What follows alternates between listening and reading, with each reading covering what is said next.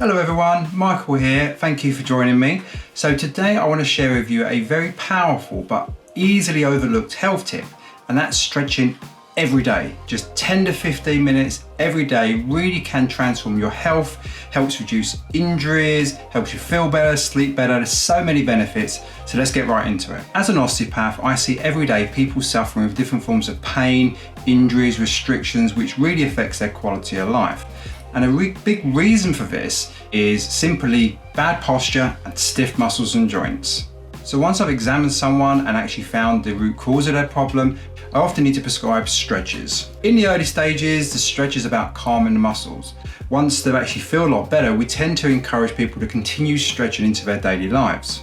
Stretching is actually a part of being a human being. Indigenous populations, when we lived in those tribal communities, we would sit in a squat position. We'd be able to bend over a lot, we'd lift a lot, we did multiple movements which naturally created these really lovely upright postures with really strong, flexible joints. You tend to find that most people spend most of their time in a sitting position, crouched over their table. Even with a good chair set up and the computer at the right height, you're still going to find at the end of a work day, we're going to be bent in this position and muscles are going to get stiffer and stiffer. Even people who are in active jobs, such as like a plasterer, a bricklayer, yes, they're moving, they're bending, they're twisting, but you tend to find they're overusing the same muscle groups over and over and over.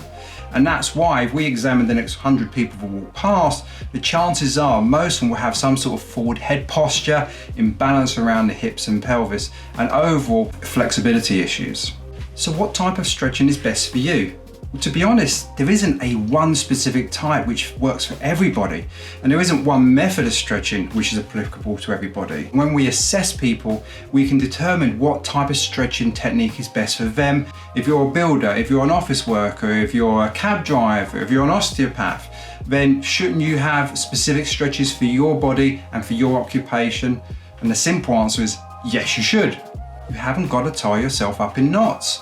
Realistically, look at how flexible you need to be. Everybody, whether they're a young child or they're past retirement, should be able to squat at least to sort of parallel, because that's a movement pattern we use to get off the toilet, to get out of a chair, to get out of a car. So we encourage people to be able to squat all the way down. And if genuinely that's not a realistic goal for you because you've had, let's say, hip replacement, knee replacement, although I do say that most people can still squat all the way down, at least be able to squat to parallel without falling into your chair. So you have to have flexible back, flexible hips, flexible knees. To get off the floor, we have to be able to do a lunge position. So we need to have, again, good range of motion through the hips and knees. When we're training someone who could be in their 70s, 80s and 90s, we tend to give them bodyweight squats, bodyweight lunges, because this is a functional movement everyone needs to be able to do. Conversely, if you are a dancer, a kickboxer, then yes, you probably need to be able to do the splits, but for most people to be able to squat, lunge, touch their toes without having to bend their legs, this is the type of thing that everyone should be able to do. We use a flexibility scale when we're assessing people. We determine, are you hypomobile, which is generally people that are very stiff all round, or are you hypermobile, which means you're very bendy like me. I've got very bendy joints. I know it's a little bit gross, but I can bend my joints back. And most people sit in the middle somewhere. You don't need to do the full assessment. Are you generally stiff as a board, or are you super bendy? If you're super bendy, be careful of overstretching. If you're very mobile, like I am, you probably won't need to stretch as many muscle groups. If you're hypomobile, the bad news is you have to hold stretches for a lot longer. You have to probably stretch more muscle groups, and it will take longer to get more flexible. Someone who's hypermobile, naturally bendy, will notice a big difference in a couple of weeks. If you're hypomobile, it might take a few months, but persevere with it. 10 to 15 minutes a night, stretching several large muscle groups will work. You'll get the benefits of those and you'll feel a lot better. You'll sleep better, you'll move better.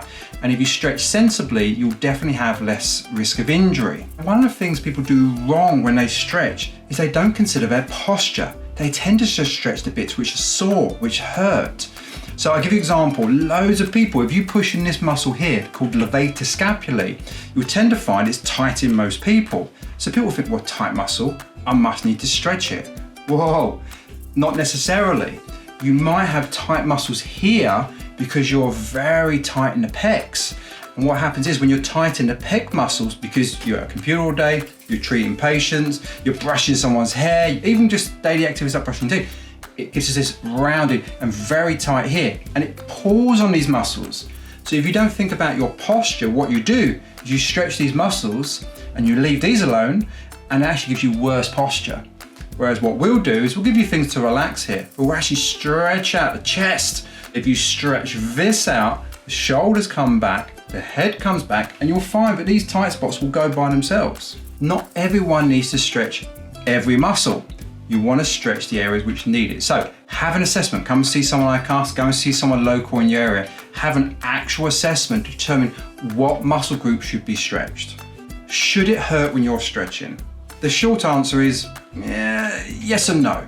If you've got an injured muscle, you'll probably have to do some stretching because injured muscles heal like this, and we have to stretch the muscles out so they heal in a nice aligned fashion. But of course, you're going to be way less intense because you don't want to injure that muscle further or actually inflame it. Once you're out of the pain stage, you're out of injury stage, a little bit of discomfort's normally okay.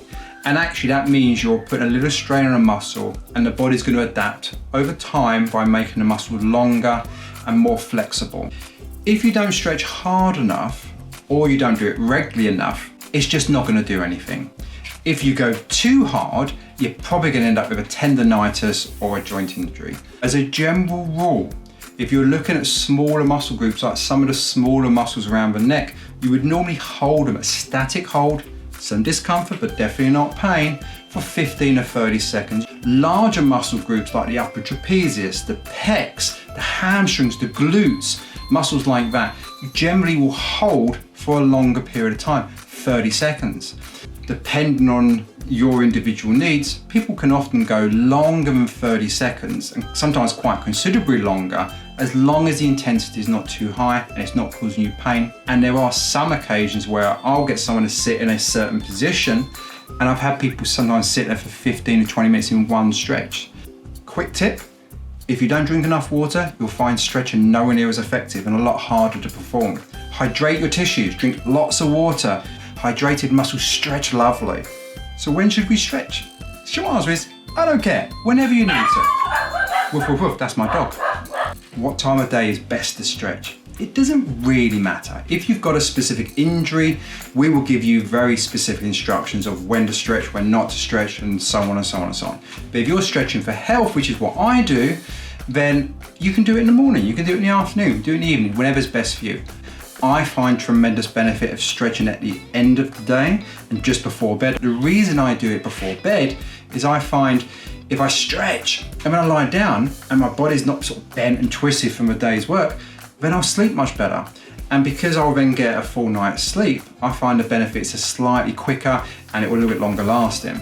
We need to realistically stretch every day. You're going to get a better effect if you stretch every day. Do the maths, add that up over a week, a month, a year, a decade, you're going to have big changes. I'd love to hear your feedback on how after say 30 days of regular stretching, 30 days, how much better you're feeling, your overall health, energy, vitality, sleep, and your stress levels.